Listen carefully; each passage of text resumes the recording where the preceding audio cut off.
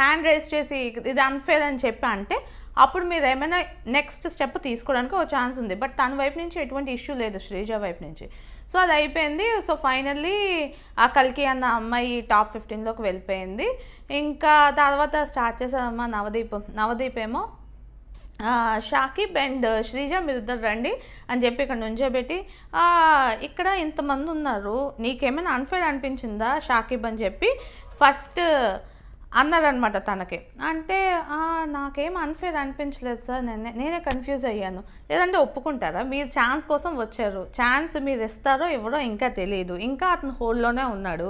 So అలాంటప్పుడు unfair అయ్యిందని చెప్తే ఏముంది, తీసేస్తారు నెక్స్ట్ టైం అసలు పట్టించకూడదు కదా. సో అతనికి స్క్రీన్ స్పేస్ కావాలి. సో తనేమైనా ఇంకేం చేయలేం కదా, కన్ఫ్యూజ్ అయ్యాను అని చెప్పి చెప్పాడు అనమాట. అయిపోయింది, తను పంపించాక శ్రీజ అక్కడ శ్రీజని నుంచోబెట్టి ఆ అబ్బాయికి